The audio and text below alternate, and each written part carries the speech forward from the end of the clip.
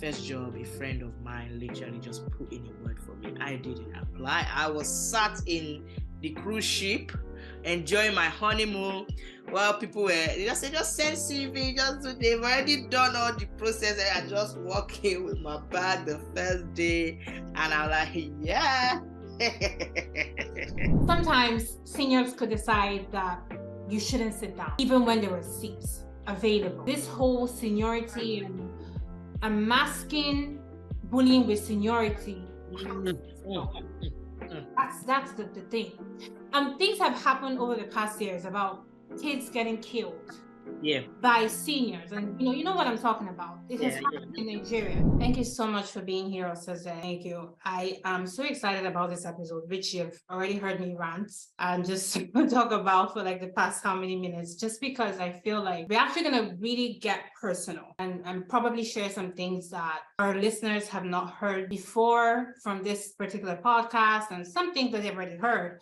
But I'm just really happy to talk about this particular topic because I think it's very important, and that's just growth, how we grow through life, you know, from childhood to teenagehood to young adulthood to middle adulthood. Growth is just constant, and it's something that we shouldn't be scared of, but we should embrace and kind of learn to love, because it brings beautiful things as well. So for those that don't know you, would you like to introduce yourself? Yeah, my name is Osase. I am a lawyer by profession.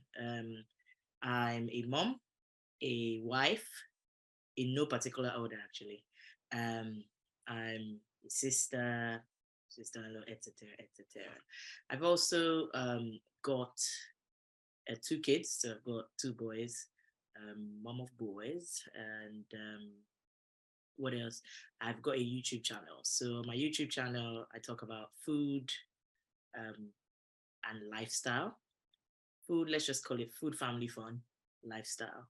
And basically it's called Inspired by Sase. So the reason for the name was because I just hope to inspire people at whatever stage of life that they are in or they find themselves, to literally be the best version of themselves that they possibly can be in whatever season of life they find themselves. So whether they're watching it, you know, when they're young or they're watching it as they're old, you know, they're not hoping to become me, but they want to be the best them.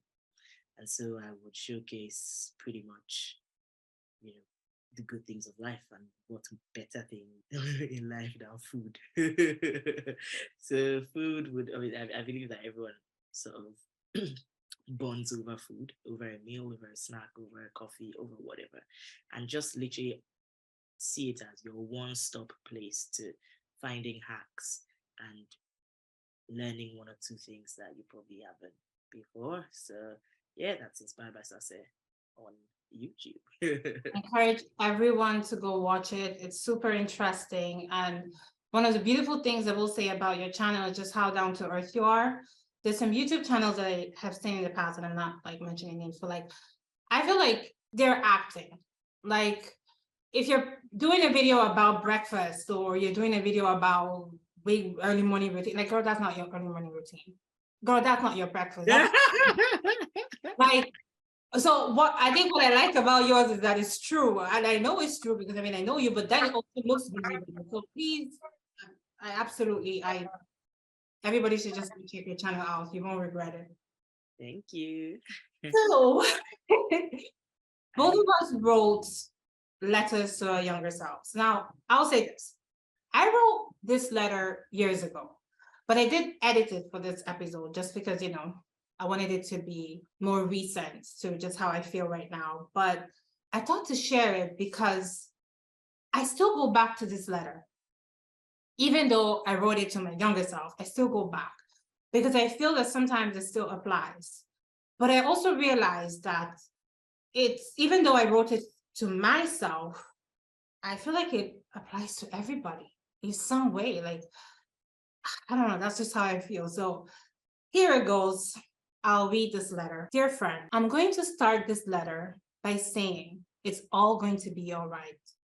You're going to be fine. I know exactly what you're feeling right now. You're in a constant battle with who you are, who you're trying to become and who the world is telling you to be. You think you're broken on the inside because of hurt and trauma you've experienced in the past. But one day you will realize that your brokenness is part of your beautiful. You're scared because you really are not sure what the future holds for you. There is so much going on that you really don't have control over. And that scares you because you always want to have everything planned out. You have fallen in love for the first time and you're not really sure how to leave the situation because deep down, you know you deserve so much better. But don't worry, one day you will discover a strength in you that you never knew was there. You're holding on to friendships that don't serve you because let's face it, deep down, you're scared of being alone. But one day you will discover that being alone is better than being with the wrong people. You wear a mask because the last thing you want is for people to know how scared and vulnerable you truly are. But one day you will learn that vulnerability is not weakness, and fear can be a powerful asset if you know how to use it. You feel lost and you're trying hard to find yourself. But one day you will learn to trust the process and embrace your journey. More than anything, what I want to tell you is that soon, my dear friend, you're going to find out that no matter how hard you try, you're never going to be able to please the world. You're perfect just the way you are, with all your flaws. Those that will love you will love all of you. And those that won't, well, they don't count. You can never go wrong being you. Never conform to who the world tells you to be, but rather let the world conform to who you are. You can't help the fact that you've been hurt, but you can choose not to be defined by it. And you can take back your power. What will be, will be. You can't always have control over everything. What you can do is to trust God and stop asking yourself so many questions. You don't have the answers. Enjoy every moment and surrender to the future. You will soon learn that being alone is better than being with the wrong people. You're not defined by your friends. You're not defined by your situation. The secret to your happiness lies within you. And remember, you're never truly alone. God is always by your side. Soon, you're not going to need that mask anymore because you're going to learn that the second you become open about the things you're scared of letting out, you take the power away from others and you set yourself free. Lastly, I say to you, God loves you more than you can possibly fathom, and He has great plans for you.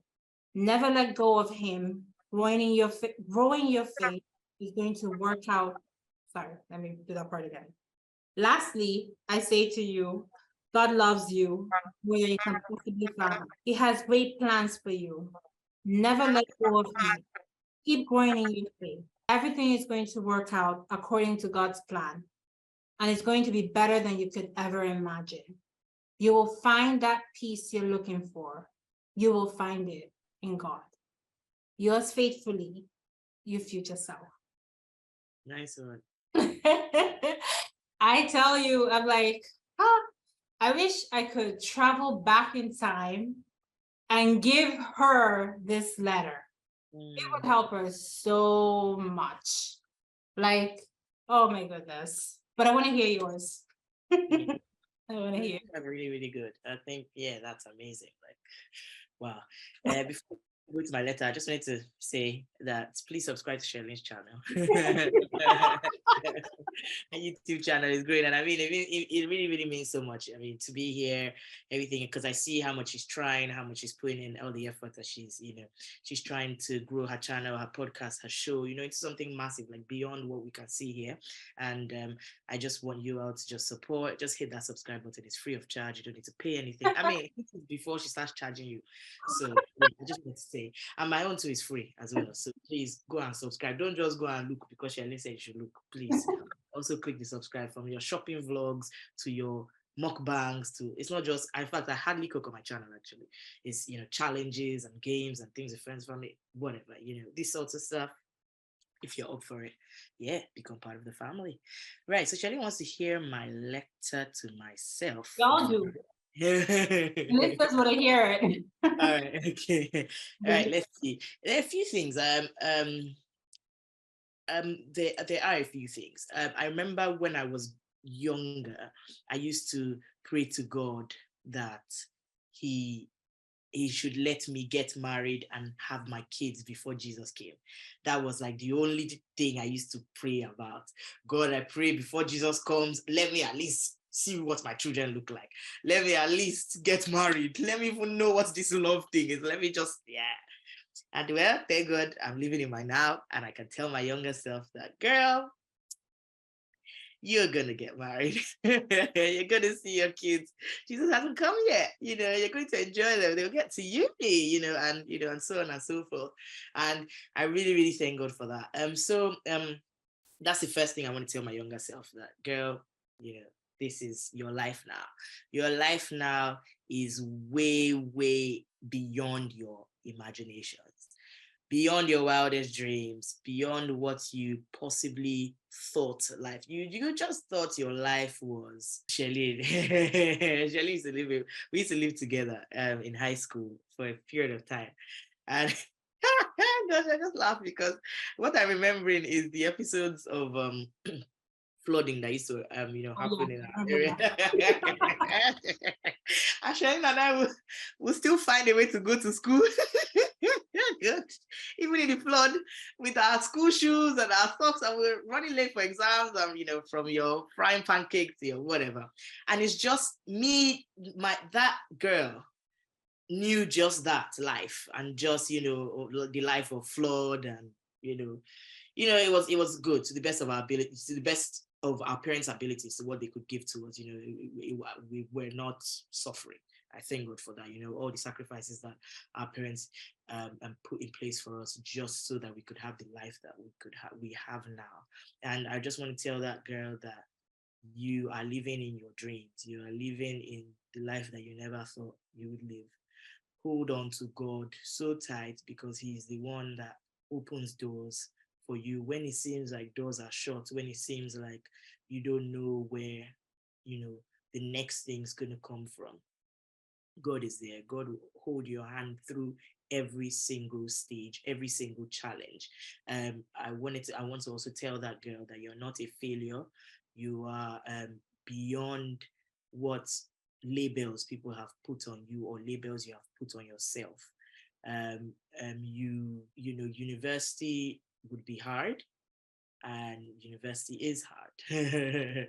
Some people choose not to go through it, but the fact that you went through it and you came out strong, you are a warrior. You had 2 degrees, you came out of those, and you're still alive, still breathing. I'm still alive, but I'm barely breathing. The career path that you dreamed to be on. I'm going to be that criminal or barrister. I'm going to be this and that. Girl, you're going to have lots and lots of hats on. You are going to wear a hat of motherhood. You're going to wear a hat of content creation. You're going to be a food vendor at some point in your life. Wow, me, I hate cooking. I don't cook. Me, food vendor. You even though you failed in your first degree, your failure will not define you. God will open doors of opportunity for you that no man can shut, that merits qualify you to get to. And just based on looking at what you have, you can clearly tell that God is the one writing your story. God is the one that is going to fight your battles for you. God is the one that's going to sit in those rooms where high authorities are there making decisions concerning your life, and where you feel like your life has come to a standstill because of failure, because of feel like, oh my God, where do I start? All my friends have left me. We all came to university together. I'm still here. Life is moving before my eyes. God will surprise you. God will fight every battle for you. You would pass law school the first time, despite your history. You will be a helper and an open door to so many. You will be a blessing to a lot of people. You will find your husband in the most unconventional way possible. And he will love you so much, just exactly how God told you that your husband was going to love you so much more than you could even love him or dream of loving him. And just a lot of the prayers that God and the dreams that you saw when you were a child, little girl, they would begin to come to pass bit by bit in different ways. Just listen to the voice of God. Trust your intuition. It will not fail you. Keep being the you that you are. Keep being free-spirited. Life is very, very hard. It's very tough, but you are even tougher. And greater is he that lives in you than he that lives in the world. So hold on tight. Enjoy the journey of life. Don't wish yourself out of any season that you are. Girl, any season, any place you find yourself, enjoy it. It might never come back. That's beautiful. That is beautiful. How useless can plans be sometimes? Like, planning is good. Like, if I think of all the plans that we made back then, like how many of them turned out exactly the way we planned it? Like, yeah. I'm like, listen, make your plans, but just know that the outcome can be anything. Yeah. There's only so much we have control. We met in 2003. Yeah. Oh gosh, I was moving to go to boarding school in Nigeria. I lived all my life in Italy, and my family had made the decision that I should go to boarding school in Nigeria, kind of learn the culture and spend some time there. And I would tell you that in my first year of high school, I remember the day that I was, taken to the boarding school for the first time. I think, yes, it was the day I went to the school for the first time, and it was the day that I was packing into the dorm. And I was like, is this what my life is now? Like, it wasn't even about the place being bad or anything. It was a really good school, but it was a culture shock. It was a culture shock. It was, all my friends were not there. Like, my friends were like across the Atlantic Ocean. My family was not there. My family was, again, across the Atlantic Ocean. And then all these new people that I didn't really understand. And they seem not to understand me either or get me. And I just felt out of place. I felt lonely. I felt like, just take me home. Like, I want to go home. And I feel like for the first 3 years, that was how I felt for the most part. It wasn't easy for me just because of how different it was from what I was used to. And, and then I met you. I met you before that. I met you in high school. I met you before like my third year, but like, I think we became friends. And I don't know if I am calculating it right. I don't know if we became friends in our third year. Hairstyle club. Hairstyle club. Well, where was hairstyle club? And for those that don't know what hairstyle club is, it's a club that was formed that I think I joined, I became a part of. I don't exactly how that, I don't remember how that happened. I feel like the people that were there are probably people that, because when you were saying, oh, were you my friend? I was like, I don't know if people that were in hairstyle club were my friends. Did you come for a sleepover? So we were like the happening kids. We're supposed to be, but I don't really know. So the happening kids in our head, that's what matters. We created our own reality. Whether we were happening for other people, I don't know about that. But in our head, we were the happening kids. Yeah. And to be fair, you would know we're happening because the seniors were not happy with us. If you are doing something good and people are not happy with you, that means you are doing something good. That's what it means. Because for no reason, the senior will call me and tell me to kneel down, punish me, and say, what is this club that you're getting everyone to do their hair and you're buying all sorts of. And I just feel like, yeah. By the way, let me ask Shelly, was your first language English or Italian? Italian. Okay. So that language was also a shock to you, was it? No, I spoke good English. Okay. So it wasn't a shock at all, but it was more the culture.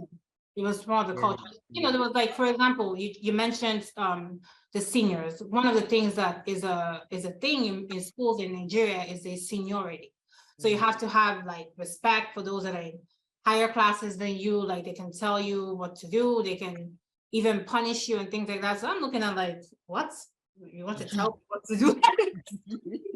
And then you tell me to call you senior? What? Like, you know, so it's like, and then so many rules, like in the dorm itself, oh my goodness. When you wake up, when you go to sleep, when you eat, if and when you get to watch TV, like everything was rules. So imagine coming from having your favorite shows that you used to watch every day on TV and having your cereal that you like to eat. And I like cookies and tea in the morning. And I wasn't getting cookies and tea in the boarding house. So what do you want? I gave you bread and akara. Like, what happened to my cookies and my tea? And like, you know, so like the food, everything. And don't get me wrong, I knew how to eat Nigerian food. But it was like the little things like breakfast, you know, breakfast I was used to. And then I didn't always eat Nigerian food at home. I ate it sometimes. I used to eat a lot of other foods, but I didn't have that opportunity in the hostel. And God forbid you complain, because that was a whole different story. So that too was part of it. You know, it was part of it. And there was so much studying, which now I'm grateful for, because you know, that taught me discipline, and it helped me a lot in law school later on, the way I learned how to study. But at the time, it just felt like, oh my gosh, you're studying all the time, you know? So it was just a culture shock. That's what it was. So, I mean, yeah, I joined your hairstyle club. I don't know when I joined it. I don't even know how it happened. Honestly, maybe if you can fill the gaps for me, I would appreciate that. But maybe approach me and ask me to join. I don't know. But what I remember is, here I am in my own bubble, counting the days to when we get summer holiday when you go back to Italy. Here I am counting the days, and then there you are, happy all the time, forming clubs, getting in trouble with seniors and still being happy. Yeah, and getting in trouble with our classmates, because I think I was such a chatterbox that I would talk about every single person, and then they would get upset, and then we'll get in a fight. And I was always in a fight with one person and the next, and because of my club, and during our sleepovers, we're talking about somebody, and then it gets out, and that person hears, and it's just like, Shelly was just extremely quiet, because Shelly was just extremely tall. So I don't know if from the podcast you can tell our heights.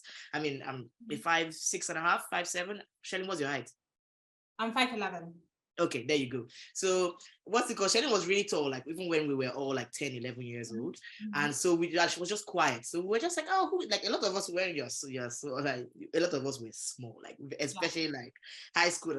I was so skinny, small. So we're like, oh, she's new, and she was so quiet. So I was just like, I was in my bubble. There's something cooking in this girl. I need to.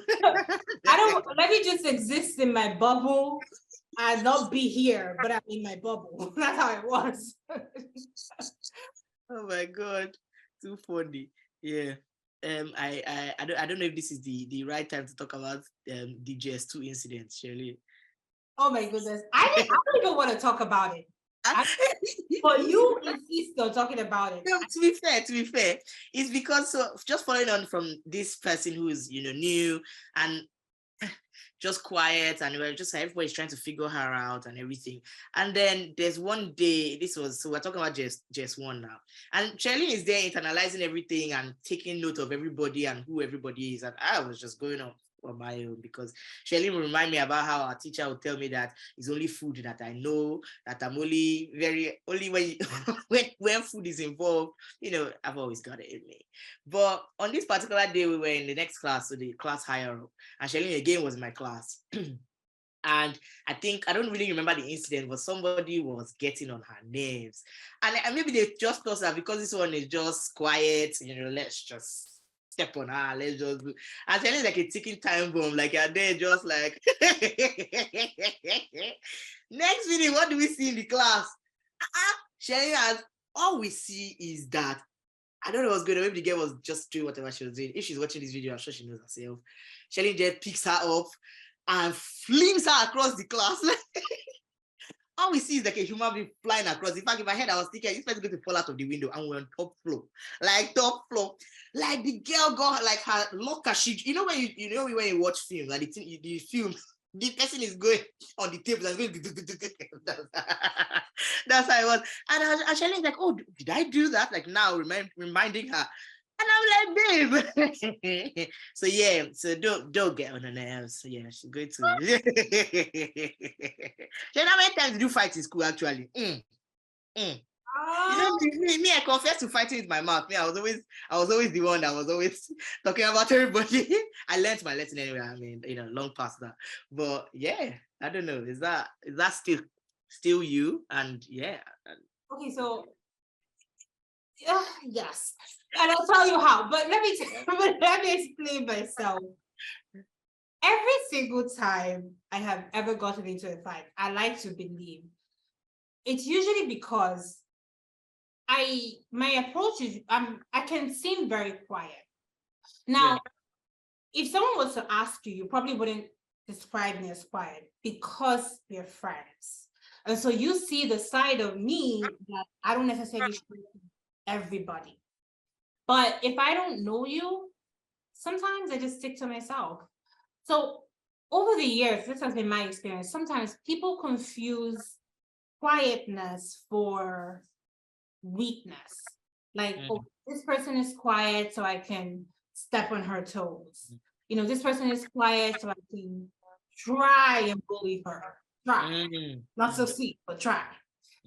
Things like that. And that for me is a trigger. It's a trigger because I'm like, I did not look for your trouble. I literally am just sticking to myself, trying to mind my business and not get on anyone's bad side. You could have looked for anybody else, look for their trouble. There are people who we knew as troublemakers. Go look for their trouble. No, you come to me, fight me, you're in my bubble.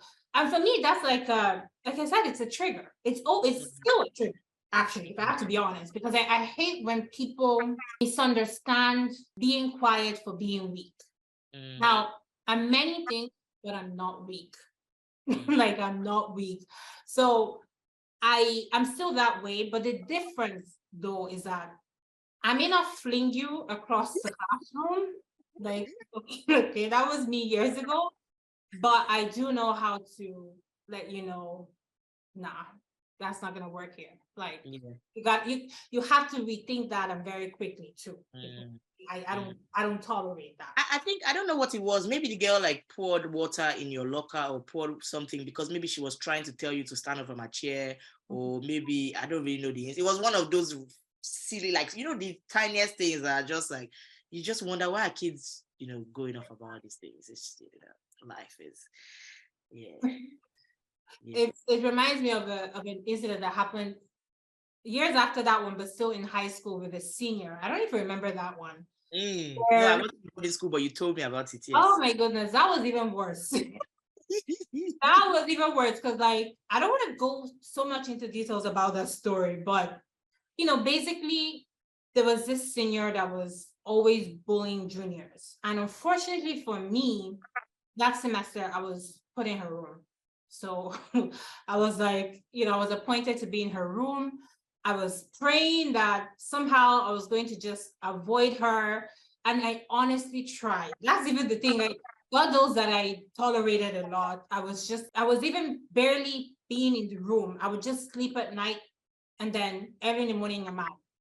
Because I didn't want to be around her. I didn't want to get in trouble. One day, she decides to hit me. And she hit me for refusing, thinking, okay, I know what I'm going to do to you. I'm going to tell, this chick, we're not going to call her name.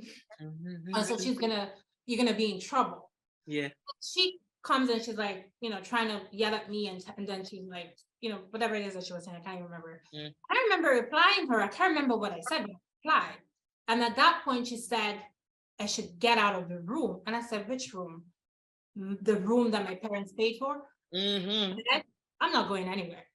But she tries to pull my things, and I pull the things back and like leave my things. And then she made the mistake of her life. Hit me. Oh, wow. Girl, did she not go to ask before trying that? You know, sometimes people need to do their research. Yes. That hat landed on the face. Just before it even got there, I flung this girl. I beat the living crap out of her. What saved her was that I didn't even realize the whole hostel, everybody had come out. Wow. I didn't even realize it. I was like in this. Wow, you were too busy. Yeah. And so she was on the floor and she couldn't get up. How many years our senior was she? How many years? How many classes above? So we were in SS1, what we used to call SS1 in Nigeria, and she was in SS3. So probably 2 years. And you find a lot of these people are either your age or like 1 year older than you. Or so. It's horrible. Like life just has a way of leveling people. And you hear these things that you're saying happening in this day and age. Guys, it is not a joke. It happens. So what happened? They ended up holding me, but before they held me, I'd already done enough. And then they held me. And then, you know, we both got in trouble, but I didn't really get in trouble. Actually, she got in trouble because she was the one trying to bully me. But it didn't end very well for her. But the moral of the story is, you know, while we're in the topic, bullying is something that goes on in high schools and schools all the time. Yeah. One of the things I would say I was lucky for is, again, like I said, I was tall. I was tall. So I was stronger physically than a lot of people. As a matter of fact, you know, I'm still pretty strong, but I don't encourage violence. Like I don't say that it's a good thing, but I do think that, number one, parents teach your kids the importance of not bullying other kids. Number two, schools, get your act together and do something if something is going on, if kids are bullying or some kids are getting bullied. And as for kids, listen, you have the ability to stand up to anybody. I tell you, even if you think you can't, you can. Yeah. I am happy that I am just that kind of person that when I get pushed to the wall, I'm able to react. But for people who maybe feel that are more on the like, and I don't want to use this, I don't want to say like quiet, because I mean, I consider myself quiet sometimes, but just don't be afraid to stand up for yourself. Yeah. Don't be afraid to do that. Because one thing bullies cannot stand is someone that stands up for themselves. Yeah. So, you know, that's what I will say to that. And again, I am not encouraging violence. Question I wanted to ask. I remember, I know, just following on from what you're saying about how the girl who, you know, the senior who bullied you, her friends literally went to go and report, almost like, let's form a cocoon and attack this person. And we found a lot of that in high school going on, because a lot of times, even if they hated each other, you know, in the same class, you know, they were not friends, you could tell that they had fights. But as soon as it had to do with a junior or someone that they could all sort of exert power on, unnecessary, they would all of a sudden form like this pride of lions, and you'd be like, you know, the people that hated yourselves before, like, we all know you're all fighting, why are you? But what I found in high school was that our own set was one of the very few, if not the only, that was not that united. Our set was not at all. Like, you can be beaten by one junior and everybody will go their own way. In fact, I remember many episodes of something going on in the school bus, for instance, and our classmates were there videoing. I don't even know where they even got phone from in the boarding school. But they were there videoing. Imagine if you can't try that if you were like another set. They would all pounce on you and say, what are you doing? This is it. So we were not united. And I remember, like, just again, I mean, Shani, you could probably like obviously address all of this. But again, I would make reference to the incident that happened on the school bus. I'm sure you remember. I mean, these set of seniors who are way younger than us. I mean, when secondary school makes you call people senior, it's such horrible stuff.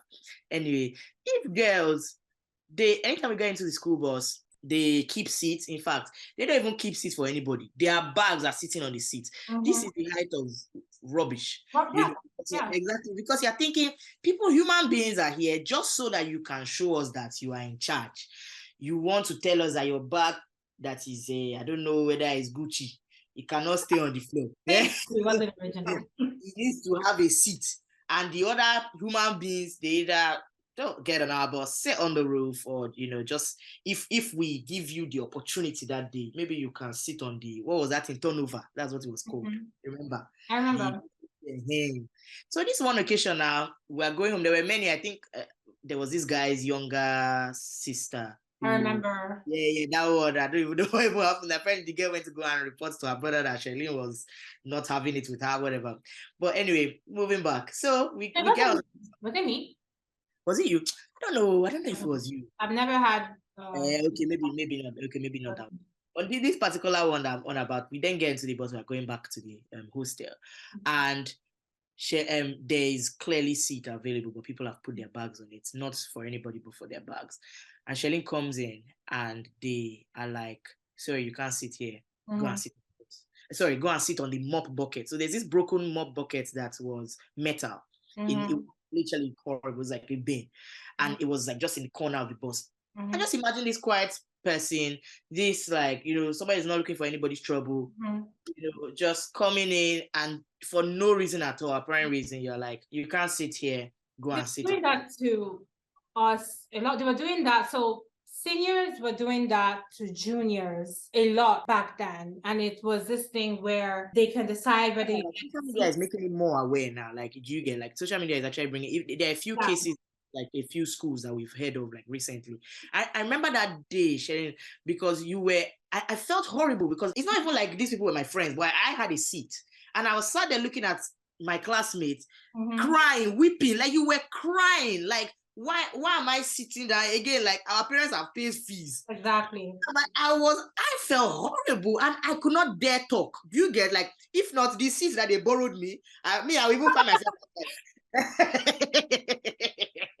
So you're like, you can't even fight for your mates for a junior, neither can you for a senior, and you're just like everywhere. Like I remember like some of my closer friends, we used to say, you people, if any junior is doing anything to me, better since nobody has our back, let us have each other's back. But yeah, go on, please. What did you have to say about this? So, well, what I have to say is it goes back to the system in Nigeria, the boarding school system, but most importantly, the secondary school system. Not to get political, but there are a lot of things that are allowed under the umbrella of we're teaching respect. But the reality is the respect is reciprocal, regardless of if someone is older than you or not.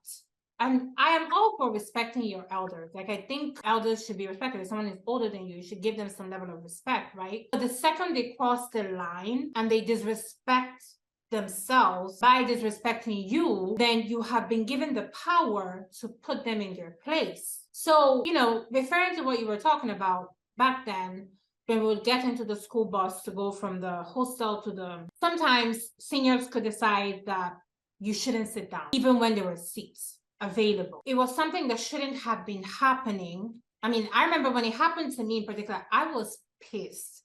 I would have brought down that whole bus. Like, I would have gotten into a fight with everybody there that day. I thank God I didn't even do that, because that's my go-to. I would have gotten into a fight with everybody. But it's really, for me, it's part of a larger issue, and that is the issue of this whole seniority and masking bullying with seniority.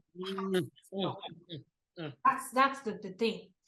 Things have happened over the past years about kids getting killed by seniors, and you know what I'm talking about. It has happened in Nigeria, and I don't think enough awareness has been brought to this issue, the issue of masking bullying as teaching respect.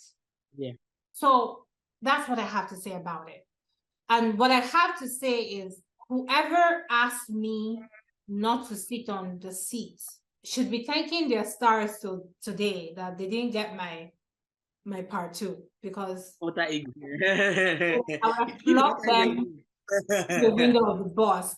I don't know. Maybe that day I was just calm. I don't know what even happened that I did because I would have flung them. Oh no. But yeah, that's what I have to say about that. Any other sort of thoughts? I mean, there's so many memories from high school. Yeah, I actually enjoyed high school. Sherlyn, on the other hand, will tell you that she hated it there. No. Hold on. I didn't say I hated every part of high school. Like, when I say my story, and people's stories are different.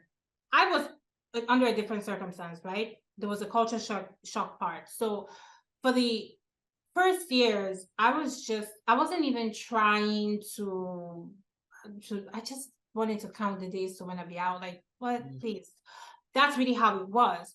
But then at a certain point, with the hairstyle club, I remember there was Shei and so many other people that were part of our friend group, and we had fun. And there's so many beautiful memories from that. Yeah. So I'm not gonna say that I hated high school. Connections that we had, relationship sagas. You remember that picture of I think it was a social. It was a social. Well, probably if you can insert the picture, otherwise the picture will probably be the thumbnail or somewhere. Mm-hmm. That picture of I don't think you could really remember what happened there. I think it was a social that day. There was variety club. I think we had sang, we had danced, we had done a lot of things. There were the usual dancers in our set. There were the rappers, the guys that were always rapping. Then the group that used to sing a lot. I think me, Sheye one day, like IMB day. Like I don't know if you were there, Shelly. You probably, but Shelly, guys, Shelly had the song. See how her face just changed. What are you about to say? No, I'm not talking about singing. And Shelly's one song, go-to song, morning, afternoon, night, in Red House Hostel. Anytime I went to go to her room to say hi or whatever, it was always this one song that you hear Shelly singing in the night, in the morning, in the afternoon. I don't want to run away, but I can't take it. Is that the song? Yeah, I remember. Yeah, I don't understand. Even why does my tell me that I am, or something like that. Why did you like that song? Did it mean something? Like, did the lyrics mean something in that moment, or I don't know. But I'm very musical, so if I'm singing something like this, it has to mean, I don't know. But I wasn't in love at the time. Unlike you. In high school, I wasn't, but I think I like the song because I think as a creative, I relate to anything that comes from a true place. So the lyrics to that song felt very true. They felt very honest. They felt like whoever wrote them was going through something or knew someone that was going through something. So I just liked the lyrics to that song for that reason. And if you think about it, like people that have been in love at some point, like I feel like everyone has been at that place where you feel like you're in love, but you also do not like the feeling of being with that person. Because maybe you're not happy with that person or something like that. And so there's that confusion of I love you, but the song at the time I had never experienced it.